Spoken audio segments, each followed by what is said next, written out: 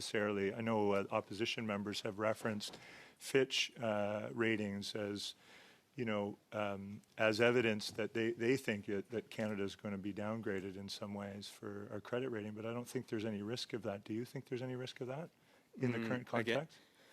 Sorry, thanks for the question. I don't work for one of the ratings agencies. I might look like I do, but I don't. And hence, because I don't do the analysis of the ratings agencies, I'm not well placed to determine how the ratings agencies would assess Canada's debt now or in the past or in the future. Okay, and just to be clear, you've mentioned transparency and credibility, accountability a number of times in this committee. I think it's been an ongoing theme, which I think is good that parliamentarians are having these debates. I assume you believe that the Finance Committee has a very important role to play in promoting transparency and having those debates and dialogues? I believe in parliamentary democracy. It's why I've chosen my job. Yeah, and does that include studying the Budget Implementation Act, do you think? I think it's a question of studying all the legislation and the policies before government. And again, going back to the issue of the one recommendation we did offer in this report, it's around studying when there are substantial changes made with respect to the fiscal anchors of the government within a relatively short period of time and long-standing fiscal anchors. That's something which parliamentarians may wish to consider. We would recommend they should probably take a look at. Thank you. So you agree that we should study the Budget Implementation Act and have these debates then?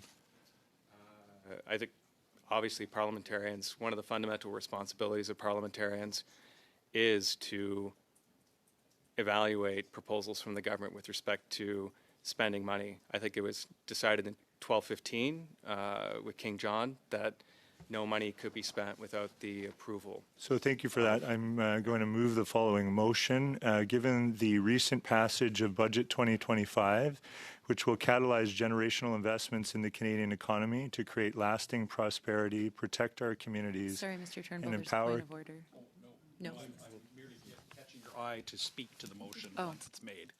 Sorry, Mr. Turnbull. Do you want me to start from the beginning? Yes, please. Okay. I want to move the following motion. Given the recent passage of Budget 2025, which will catalyze generational investments in the Canadian economy to create lasting prosperity, protect our communities, and empower Canadians, the tabling of the Budget Implementation Act 2025 and the scheduled upcoming appearance of the Parliamentary Budget Officer as part of the BIA pre-study, the committee immediately commence a subject matter study of said legislation, and that the committee invite the Minister of Finance, relevant officials, and expert witnesses to conduct a detailed examination of this important legislation. So, Madam Chair, I'd like to just speak to that, but we can, all parties should have that in both official languages because I put it on notice on Friday. So I would like to speak, and Mr. Jacques has been very generous with his time today, and I know has appeared in this committee multiple times in the last, I guess, 4 or 5 weeks, which is great to have him and his expertise. I think that we had agreed in our last meeting that his testimony should actually be included as part of the BIA study. And what I'm proposing here is to commence that study of the Budget Implementation Act. I know members opposite wanted to ensure that they had the language of that Budget Implementation Act before we started the study. That 604-page document has been tabled in Parliament. I'm sure members opposite have had the chance to dig in over the weekend.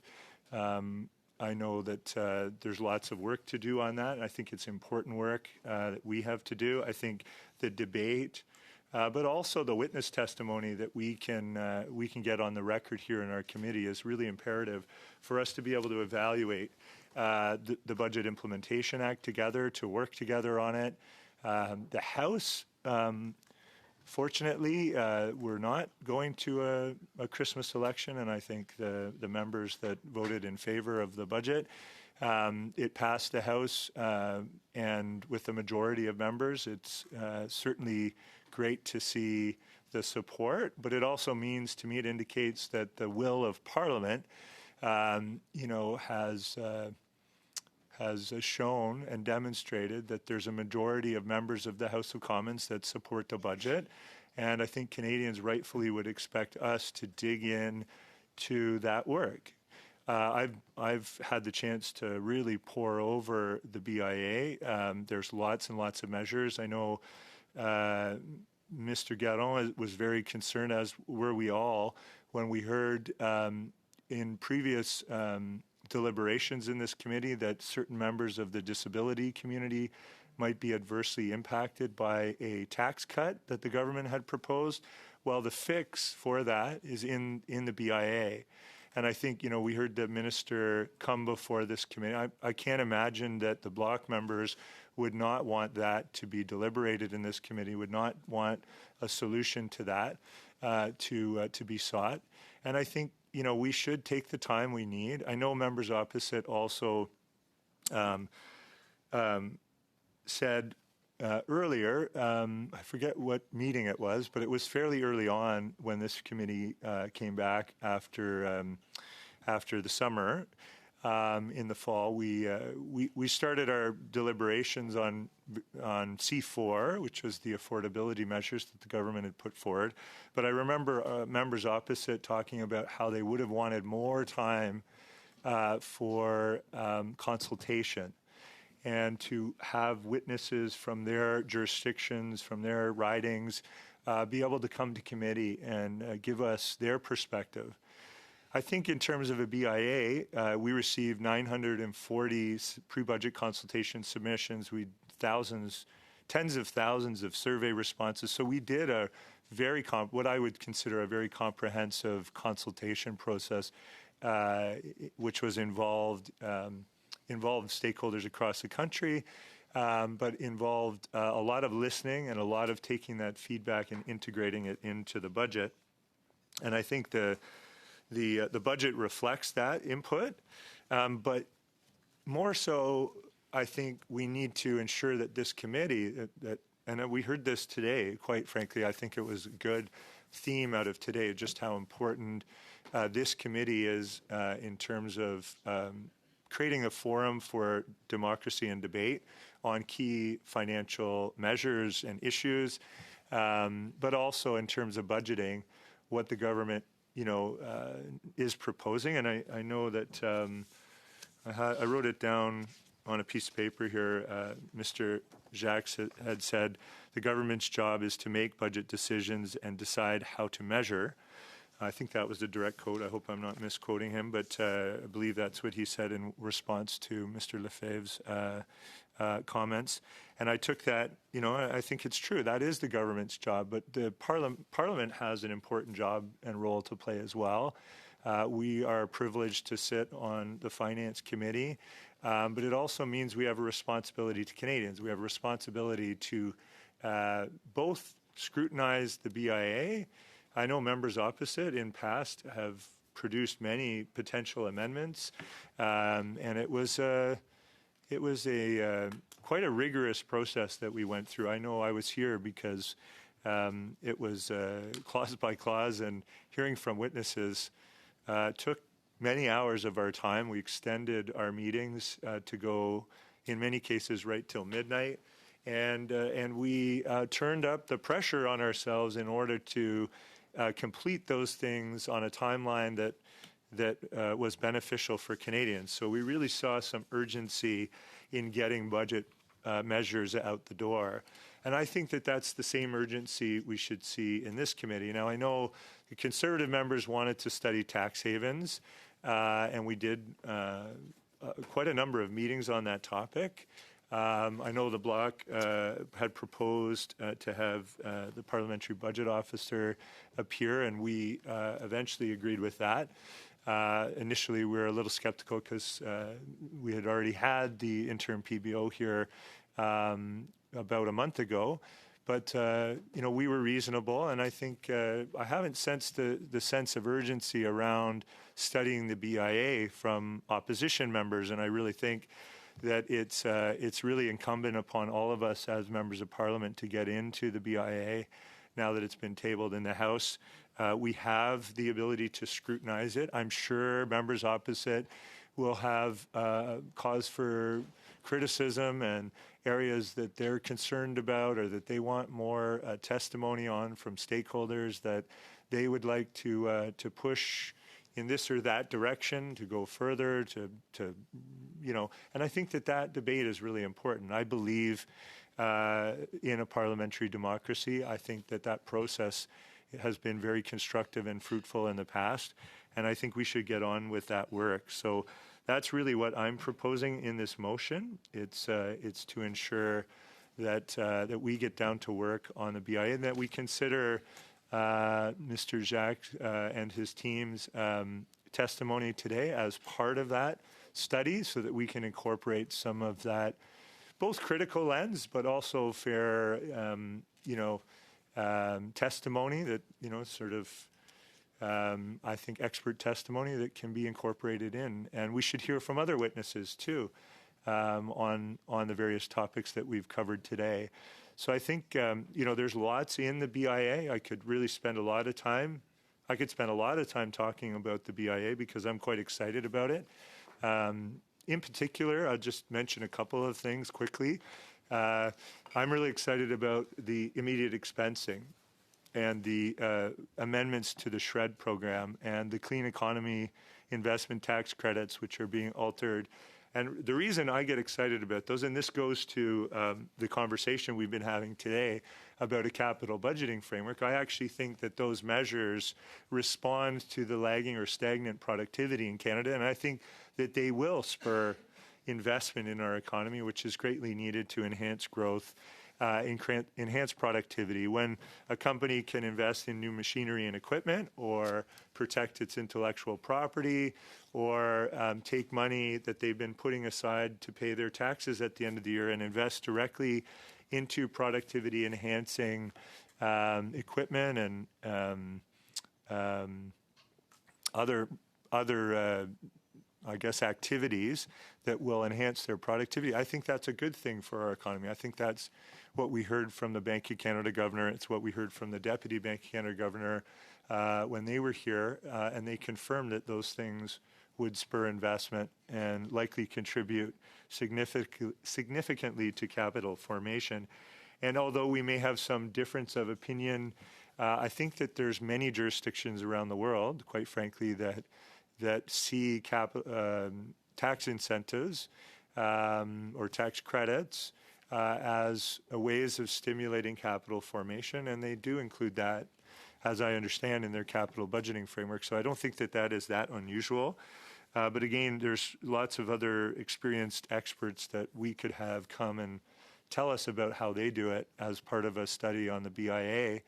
So I think, I really would like to see us move forward. I'm willing to work with members opposite to see a path forward on studying the BIA, ensuring that all parties, of course, get to submit witnesses and that we have an adequate number of meetings dedicated so that we can deliberate on the BIA. Again, it's substantive, not uncommon.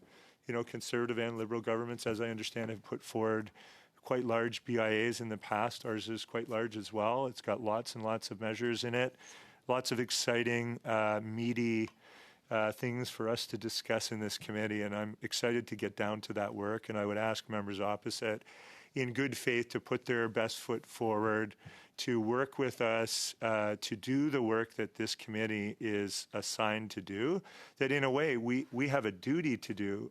Madam Chair, I know as the chair of this committee you'll guide us, but it's up to members of Parliament to decide what the agenda looks like.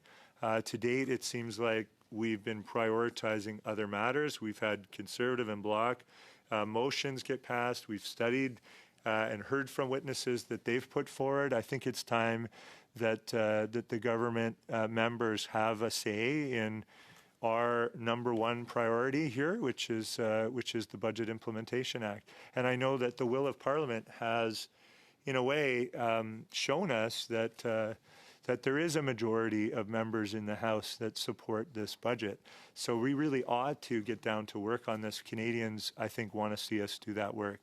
So I'll leave it there for now. But as I say, I have lots more to build the case for why I think a BIA should be our next study. And I apologize to the witnesses for treading on some of their time because I really do value their perspective. I don't always agree with witnesses' perspectives, and I think that's part of what this committee does, right? It has debates, lively debates on various topics. I should be able to ask Mr. Jacques and his team challenging and difficult questions, just as members opposite do all the time with witnesses in this committee. I think that's our duty. So, but I'd say we need to extend that to the BIA, which is going to be a very large undertaking. It's a large bill. It's got lots of positive, from my perspective, very positive things in it. Members opposite won't always see it that way, I understand. But if we don't get down to business on debating those and structuring a study, I wonder how long that's really going to take. And I think we need to ensure that that's top priority. That's really our primary job as members of the Finance Committee. It's to deliberate on budgets and BIAs and government legislation. Government legislation is supposed to take precedence at committee. I know Mr. Kelly will say, well, committees are masters of their own domain, which they are, but I also know that the informal practice of the House is probably a standing order as well that says government legislation is supposed to take priority in terms of the deliberations. But I'm sure that we'll get into more debate about this motion. I hope it'll pass quickly. I know members opposite want to get down to business on the BIA. Thanks. Thank you, Mr. Turnbull. Mr. Kelly. Thank you, Chair. And the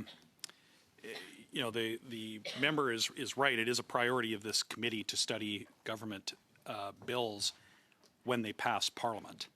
The BIA has not passed Parliament. It has been just tabled in Parliament, and the proper order ordinarily is to allow that debate to occur, and then it is referred to a parliamentary committee. That is the motion before the House, to refer it to this committee, and after the vote takes place in the House of Commons, that is when it is referred to this committee. So now, Mr. Turnbull is absolutely right.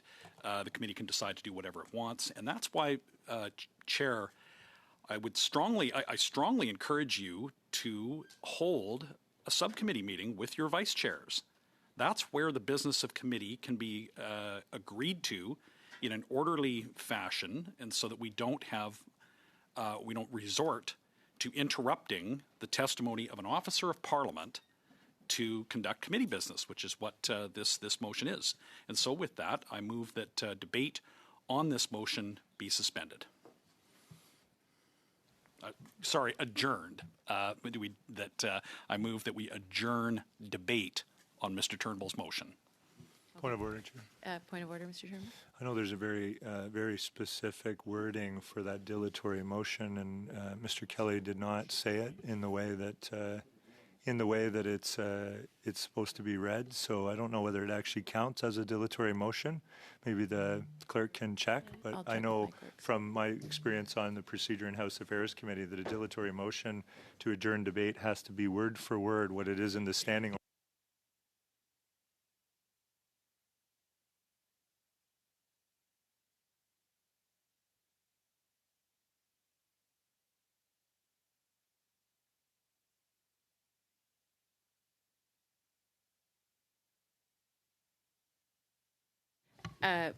Because Mr. Kelly corrected himself, we'll accept it. So we will now move to a vote on the motion to adjourn debate on this motion. So on the motion that the debate shall now be adjourned, Mr. Turnbull? No. Mr. Litau? Mouth, no. Sorry, okay. Mr. Sawatsky? Mr. McDonald? No. Mr. Alon? Yes. Mr. Kelly? Yes. Ms. Kubina? Yes. Mr. Lefebvre? Oui. Mr. Garon? Oui. 5 yeas, 4 nays. The motion carries. Okay, so the debate on this motion is collapsed. Do we now need to do a vote on the actual motion? No? Okay. So we're returning. Okay, so we will return back to Mr. Turnbull, who has about a minute left in his speaking time. Okay, Madam Chair. Well, I have lots of questions for the interim parliamentary budget officer. I know that you have said that there's less than a 7.5% chance of maintaining the declining deficit to GDP ratio, but does that factor in? I mean, wouldn't that imply that you could predict the growth of GDP in the economy? Like, my understanding is that that assumes that GDP level would stay at what level? It accounts for the growth of nominal GDP in the economy. That's correct. So it accounts for the growth, but can you really are you able to predict that effectively? I would go back to, so we evaluate the forecast accuracy of our economic and fiscal outlook periodically. Sorry, Mr. Jakes, we're going to have to conclude it there. That concludes that round. We'll continue with Ms. Kobina for 5 minutes. Thank you, Madam Chair. Mr. Jacks, the Liberal government projects a decline in deficit to GDP ratio over the next 5 years as a fiscal anchor. In your report, you estimate that there's only a 7.5% chance that the government can actually do that. And I find 7.5% chance is extremely low. Can you explain why there's only a 7.5% chance that this government respects this fiscal anchor that they have set? So we've used the same kind of methodology that the IMF has used in terms of stress testing this fiscal anchor specifically. And in that, we took into account, as we said, as Mr. Jake said before, the economic shocks that have happened in the past, over the past 30 years. Using those shocks and kind of their impacts on fiscal policy as a result, we determined that there is a 7.5% chance of the deficit to GDP declining every single year over that projection horizon. So we're using a similar methodology that the IMF has used in the past to come up with this conclusion. So there is a 7.5% chance that the government respects their anchors. That in turn means that there's a 92.5% chance that it does not respect the fiscal anchor. Can you comment on that? Using the stress testing that we've done, you would arrive at that conclusion, but it is a stress test of that fiscal anchor. Thank you. So Fitch Credit Rating has already warned, of course, that there is pressure on Canada's credit rating because of the close to $80 billion deficit that was presented in the budget, the persistent fiscal expansion, and rising burden of debt. They go on to write that this may be exacerbated by persistent economic underperformance caused by tariff risks and structural changes, including low productivity. Given the challenges related to our fiscal outlook, is this a good time to be introducing more uncertainty and distrust with the vague capital investment definition? I would say, going back to comments that we offered earlier, more transparency is better than less. It is a significant change in the definition of fiscal anchors that the government wants to use, and having more parliamentary debate and more understanding around what that change means, I think it's beneficial to everyone. Mr. Jacks, in a recent interview, you actually commented on that, and that the Liberal government ran on the federal debt to GDP ratio as a fiscal anchor, and there was no debate in Parliament over changing it. Is this right? Like, what are your thoughts on this? How does a country just change its fiscal anchor, it's a big deal for Canada? That's how we guide ourselves and make decisions. And how does this Liberal government change it without proper debate or discussion in Parliament? Could you comment on that? Sure. The short answer is the government has full discretion to identify which fiscal anchors it wants to use as part of its management of the economy and the government's finances. A recommendation that we've made is that there should be heightened transparency around that, especially in situations where you have a long-standing and widely respected fiscal anchor like the declining debt-to-GDP ratio, used long-standing in Canada, widely used across other jurisdictions, and it's no longer being used as a fiscal anchor by the government. There ends up being risk of potential politicization around the numbers, where there end up being material changes to the fiscal anchors or any other aspects of the fiscal framework without policy discussion around that. The September 2025 fiscal outlook summary warns that the debt servicing ratio continues to rise over the medium term. At what point would credit rating concerns start pushing Canada's borrowing rates higher in a meaningful way?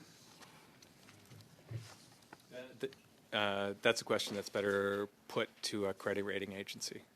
I'm sure.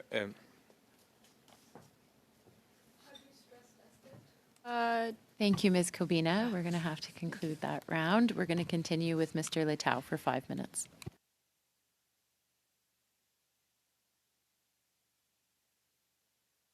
Mr. Letao, on vous écoute pas. Mr. Letao, we can't hear you. Are you on mute? Is your mic connected? Ça va maintenant? Can you now hear me? Yes, we can. Thank you. Go ahead. My apologies. After all these years, you would think that I would know how to deal with this. My fault entirely. So, Mr. Jack, let's get back to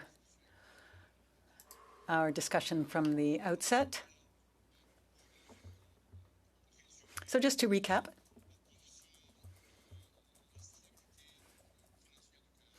Canada's financial stability in the midterm is assured, is reliable. I think we established that earlier on. You mentioned that now we have less fiscal room if ever there were to be another shock. Am I correct in summing up what your comment would have been? Yes, that's what I was thinking. Thank you. So, given that, do you think that what we're currently experiencing, and when I say that, what I mean is this, since February 2025, in other words, there's all this uncertainty in terms of trade, international trade. I'm sorry for the noise in the background. Do you feel that would be a shock? Would that be a significant shock to the Canadian economy? Well, I think that would be a part of the definition of shock, the one that I would use. Thank you. Yes, I would too. I think it's a shock. And that's why we've seen the slowdown that we have seen and the fallout of that on, for example, spending and revenue. Now, my colleague, Mr. Turnbull, also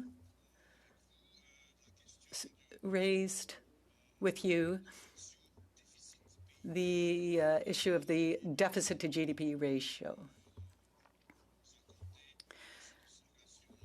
And your feeling that that probably would not go down given current economic circumstances.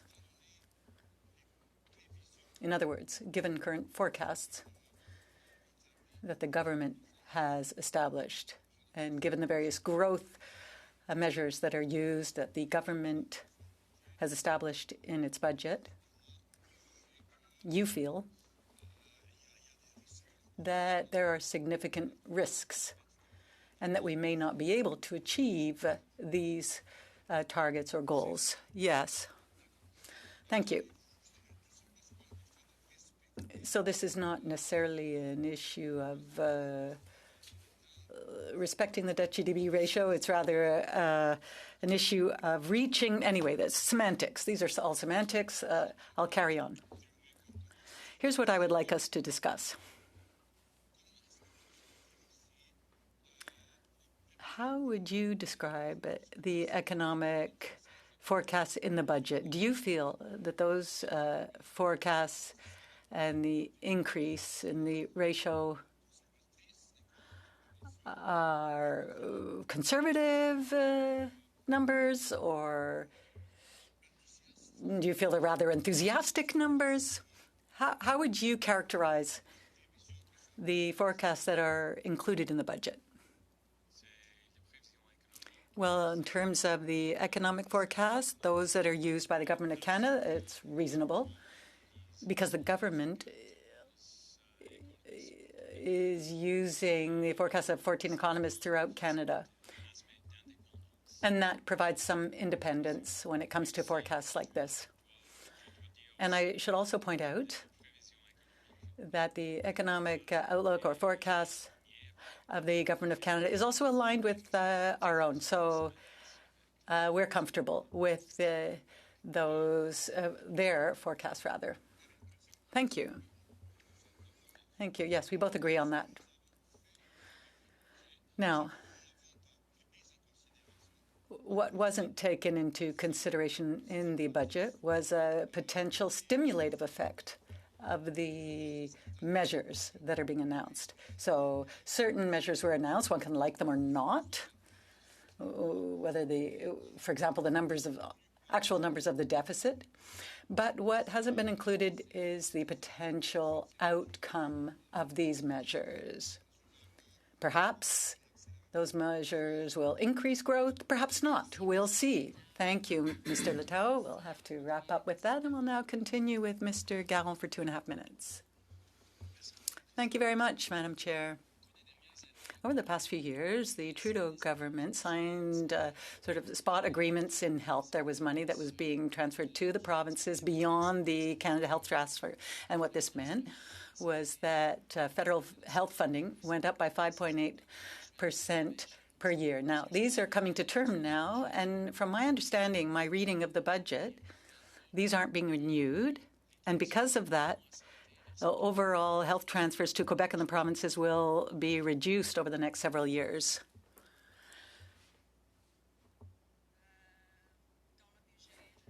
In the budget,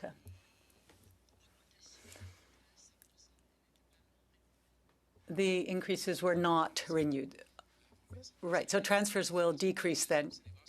You know, public finances really involve one taxpayer in the end. And when the federal government decides not to increase health transfers in Quebec, what does that mean? That means a taxpayer is paying more or going into debt or services are being cut. So when Mr. Turnbull walks around with his ChatGPT telling us that debt to GDP here is lower than Germany's, when you look at the debts of provinces and you look at the Länder in Germany, what you realize is actually the debt to GDP ratio is actually 10 percentage points higher if you include the provinces. So do you think that is a relevant measure of the state of public finances, given that provinces are the ones responsible for delivering these services?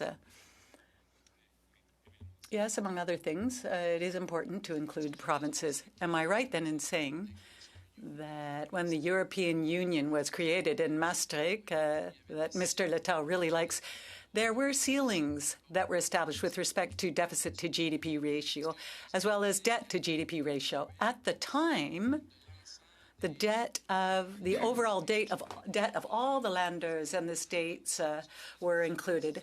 Am I right then in saying that that overall debt was included, and that in Canada, when it doesn't increase health transfers, that might also have an impact on provincial debts and therefore the overall debt? Well, with respect to Maastricht, I agree with what you said. Now, with respect to the impact of transfers from the federal government to the provinces, it really depends on the actions the provinces take. Thank you. We will now continue for 5 minutes with Mr. Lefebvre. Yes. Thank you very much, Madam Chair. For all those viewers listening to us, I would just like to recall that the role of the PBO is to conduct a neutral, nonpartisan analysis. Mr. Jacques, you're the interim parliamentary budget officer. So I would like to take a few moments today to thank you. Thank you for being excellent, doing excellent outreach. Thank you for your competence. You're perfectly bilingual in English and in French. You're extremely credible. You always make yourself available. We've had several meetings with you. And I would say that you're also just a very good person, a nice person. You tick off all the boxes as someone who should fulfill that position. You also have considerable experience. And if ever you decide to put forward your candidacy for the position of PBO, I assure you that I will be supporting your candidacy, and I hope and am persuaded that the colleagues around this table will support your candidacy. So thank you for all the good work that you do. Now, today the Liberals spoke about the potential consequences of American tariffs. Prime Minister Carney yesterday said, who is interested in this? I would like to know if you're interested in this and its impact on the budget. I think that there are very, very important issues that affect the budget. And to hear the Prime Minister of Canada's wonder who is interested in it, I'm concerned. How do you see a comment like that? Well, tariffs are a very important factor when it comes to our outlook. Yes, but to hear what the Prime Minister said in terms of interest in this, are you not concerned to hear him say, well, he's not particularly interested in this? Well, I didn't hear the comments of the Prime Minister. Well, go and take a look on social media, because it's going around. Now, you said you've had trouble in getting information from some departments, that you managed to get it from the Department of Finance, but what departments have you been having more trouble with? Specifically, with respect to our request for information,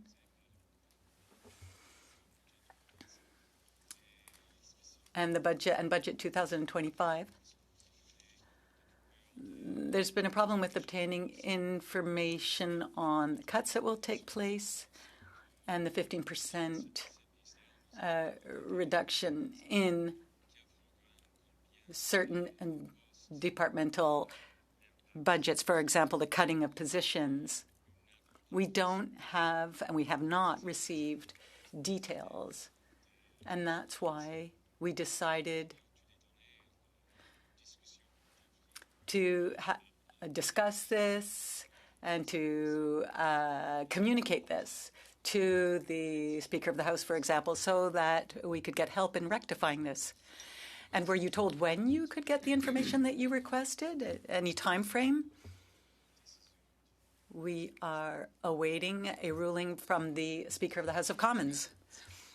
The Liberal government said that it will balance its operating budget within 3 years. Do you think that's possible? Yes, it's possible, because the Government of Canada has the power to implement some policy changes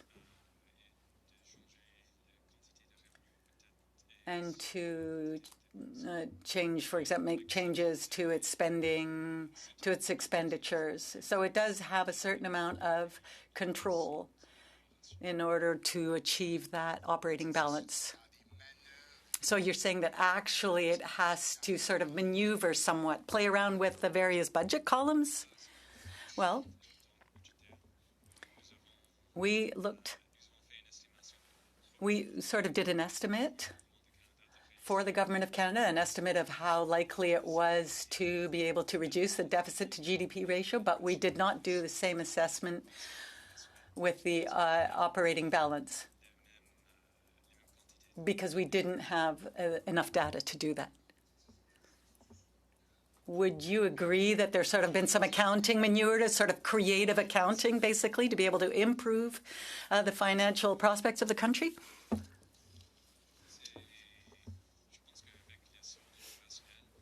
In terms of the operational balance, there is a mathematical link to the budgeting framework, and I think that the probability. That concludes your time. We'll continue with Mr. Turnbull.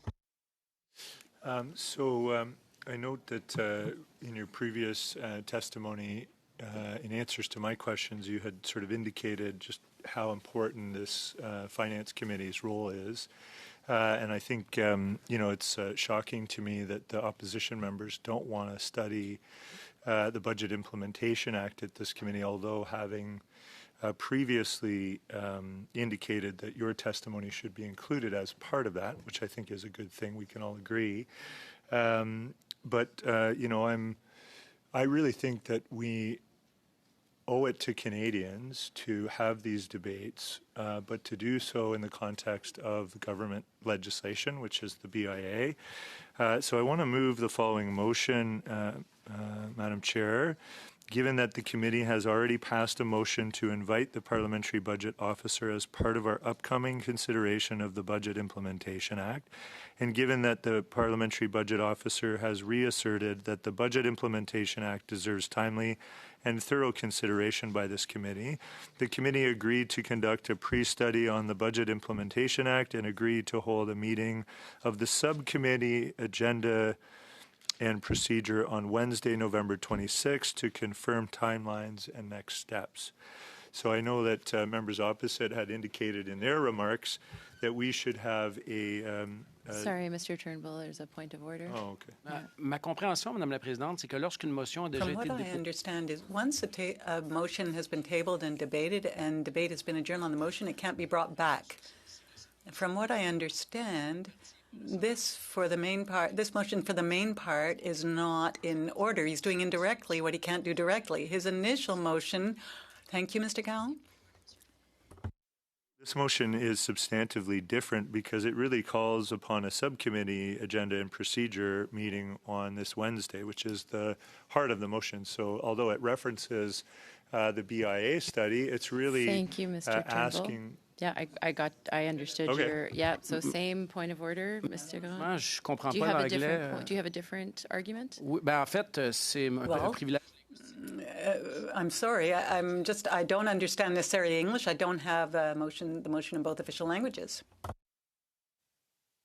I will allow it as it is substantially different enough from the first one. Mr. Kelly? I don't know if this would call this the same point of order if we're on the order of the question of relevance or Still on the same, well, I don't know, do you have the same point of order or is it a different point of order? Well, that's up to you to decide. My belief is that his motion is out of order. I've already determined that I'm accepting it, so thank you, okay. Mr. Kelly. Therefore, Thank you. I move that we adjourn the meeting. You can't do that on a point of order, Mr. okay. Kelly. So, thank you, Mr. Turnbull. You can carry on. So so we understand that committee members don't seem to want to study the BIA, which is kind of unfortunate given the fact that they want to hear from an important officer of Parliament talking about budget-related matters. Sorry, and Mr. Turnbull. Fiscal anchors. There's another. Is it a Écoutez, new Madame point la of Présidente, order, c'est Mr. pas Gahan? frivole. Nous sommes en train de débattre une motion. We are debating a motion, and I don't have the text in French. Is submitted. Thank you. Mr. Turnbull, are you ready? You ready to resume? Still wanted to motivate the motion. Yeah, the floor is still yours. Yeah, so. Thanks, Chair. So it's my understanding that the opposition members don't seem to want to study the BIA. I hope that they certainly don't want to have any debate on studying it.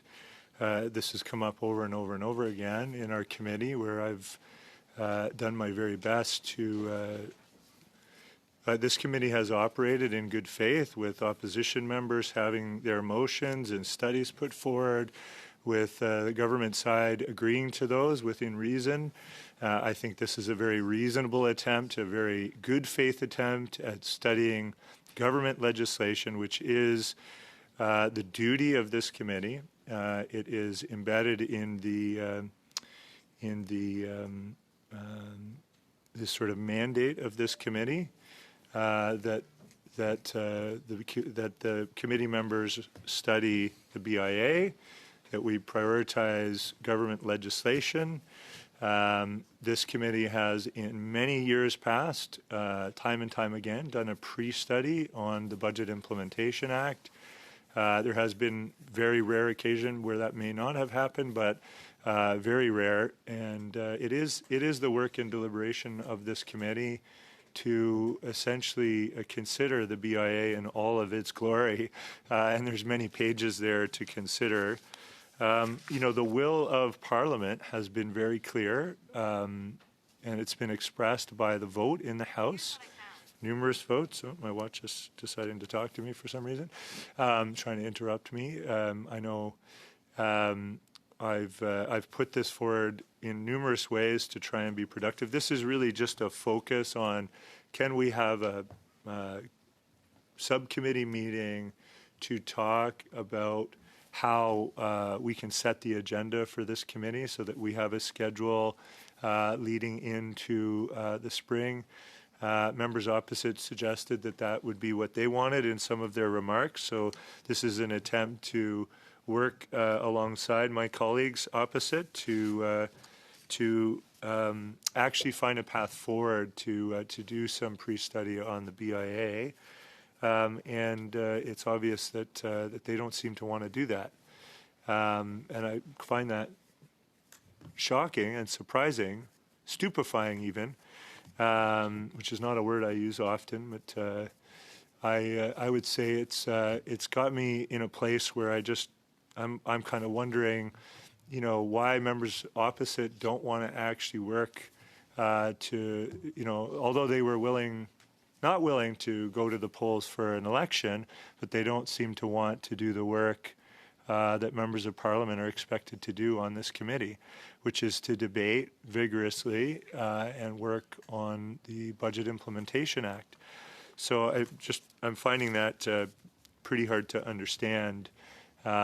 Maybe members opposite will be able to convince me as to why we shouldn't study the BIA, which is, I don't think they've made many remarks to that effect on the record at all. Actually, they seem to have suggested that they want to study the BIA, but they want to put it off and ensure that we can't do that work, which is kind of shocking when you think about how many investments there are in the budget that relate to their communities, whether it's housing or infrastructure, whether it's mines in Quebec or correcting, small errors, unintentional consequences of a tax cut for 22 million Canadians for those who live with a disability.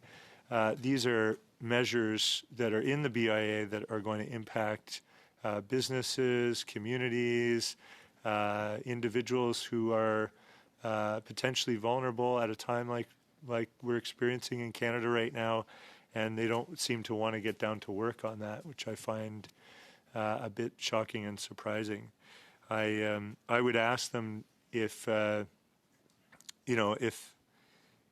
can put the partisanship aside and actually work with us effectively to deliberate on the BIA. Again, I think that's the whole point of the Finance Committee. Finance Committee is supposed to do this work, not put it off. And I don't discount that members opposite have other topics and things that they want to study, and I get that. And we've studied some of those topics, again, in good faith. So I find there seems to only be an interest in having studies or witnesses that they feel represent a very negative version of reality that they're trying to boost a narrative for, and not really work effectively in good faith with government MPs on this committee to actually do the work that we're tasked to do. It is the mandate of this committee, as I understand it. I probably should do, just get the mandate of the Finance Committee. Do we have a copy of that, Madam Chair, that the clerk could potentially read out? What is the mandate of the Finance Committee? Because I'm pretty sure it includes working on the budget and deliberating on the budget. Could we ask for clarification from the clerk if possible? They're just checking. No, I'm not finished yet. You wish? No.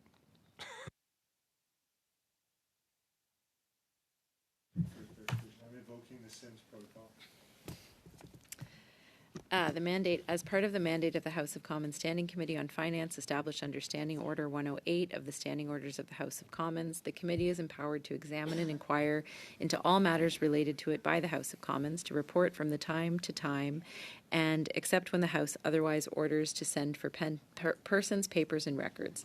Like certain other standing committees, the Standing Committee on Finance is also empowered to study and report on all matters relating to the mandate, management, and operation of the department or departments of government that may be assigned to it from time to time by the House. For the Standing Committee on Finance, these departments include the Department of Finance Canada and the Canada Revenue Agency. In addition, commencing on the first sitting day in September of each year, the Standing Committee on Finance is authorized to consider budgetary policy as outlined in Standing Order 83.1. It may also report on proposals regarding the budgetary policy of the government. The committee normally presents its pre-budget report no later than the third sitting day before the last normal sitting day in December, as determined by the calendar set out in Standing Order 28.2. Appel au règlement, In Madame la each Présidente. parliamentary... Yes. Écoutez, Madame la Point of Présidente. order. Madam Chair, I didn't have the motion in French. Now I have the French version, and I've read it. And obviously, this one has already been debated. Thank you, Mr. Garon. I already ruled on this. I'd call for the vote then, Madam Chair.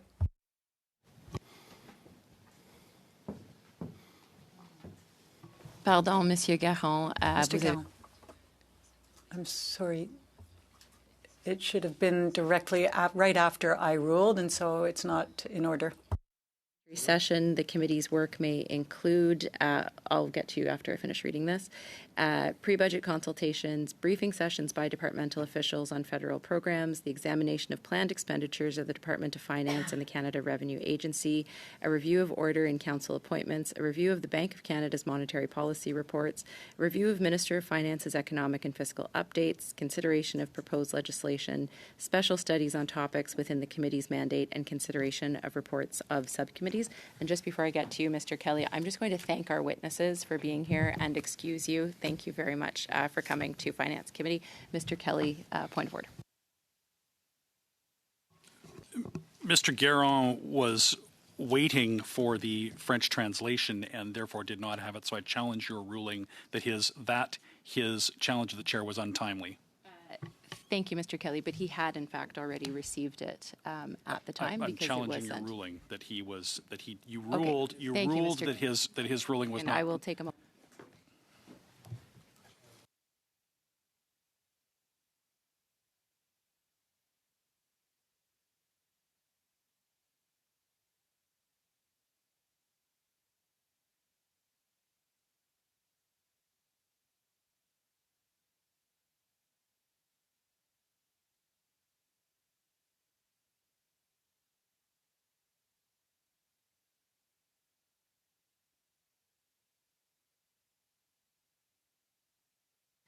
No, it's too late. So thank you very much, Mr. Turnbull. You can carry on with the floor. Thank you. So as I was saying, I'm just having trouble understanding that you've read the mandate of the committee out. It included many references to the budget, the budgetary process, pre-studies, scrutinizing the economic updates, et cetera, et cetera. So there's a number of aspects of the mandate of the Finance Committee that are uniquely part of this committee, that they don't apply to other committees in Parliament. And, I was on the Procedure and House Affairs Committee, and we had some responsibilities that were unique to that committee, which was unusual compared to some of the other committees. This one is like that as well. It is a central committee, has an important role to play. Members opposite seem to only take that role as necessary and seriously as it deserves when it suits their purpose. In my view, this is the work that this committee is supposed to do, and members opposite don't seem to want to actually play that role. So I know that they all should be operating as good faith members of this committee, but I'm just questioning that at this point because they don't even want to do the essential work that is part of the core mandate of this committee, which is to study government legislation. To do a pre-study on the budget is the practice of this committee. To hear from witnesses, again, they've wrongfully complained that we didn't hear from enough witnesses in the past, expressing a desire to hear from more witnesses on the budget, which was, in my view, sort of misplaced. But at this point, it seems they're not interested at all in hearing from witnesses.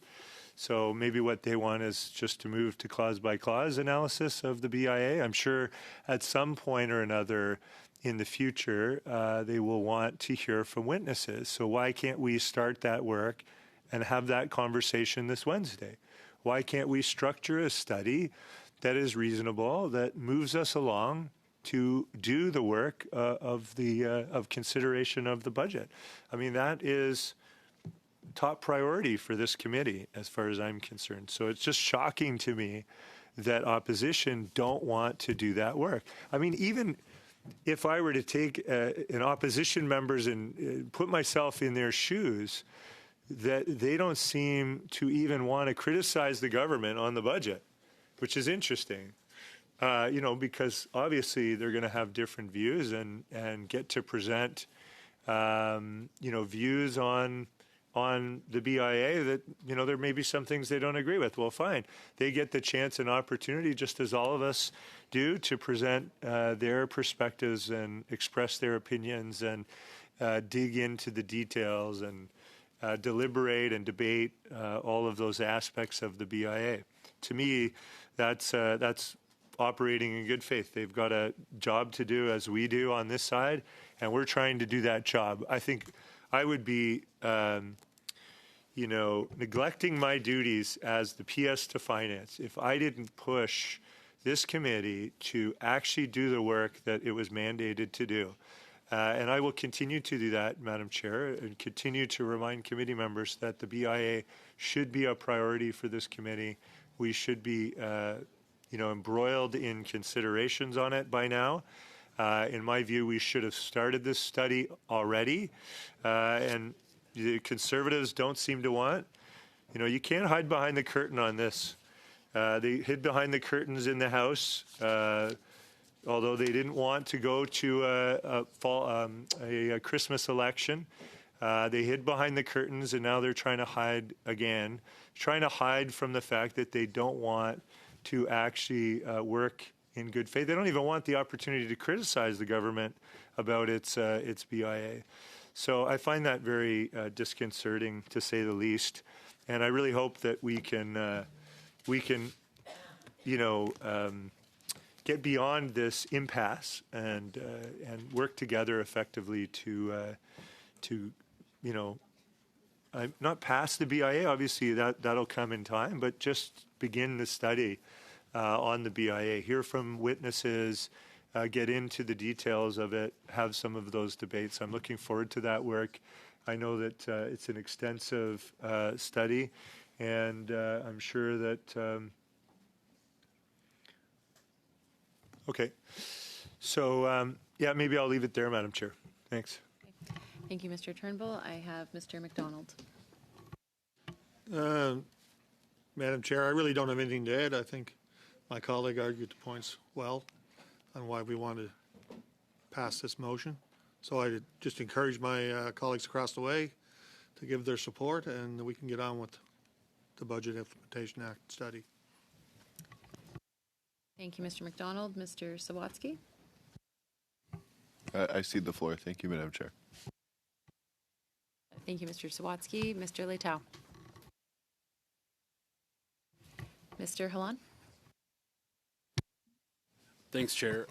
Just given the fact that Mr. Turnbull tried this once before in the committee without any prior discussion with myself or Mr. Garon, I just thought it would be, it's a normal practice of this committee that if we want to plan any future business, we usually do that in either a subcommittee or the vice chairs usually get together, which now Mr. Turnbull is trying to strong arm the other members of this committee to do what he wants. So I think that the best route for this is, as we have said before, that, and I would maybe ask you, Chair, to maybe schedule a subcommittee meeting on Wednesday so we can hash all this out and talk about future business.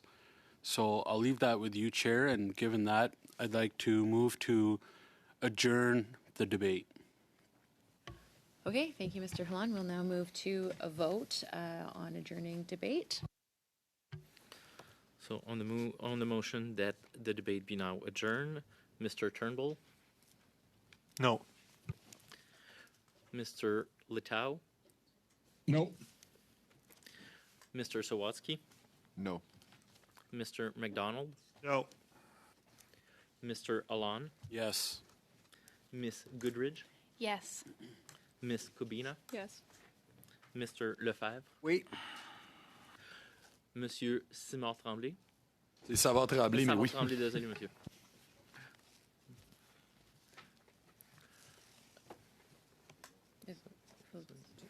Yeah. So 5 yeas, 4 nays.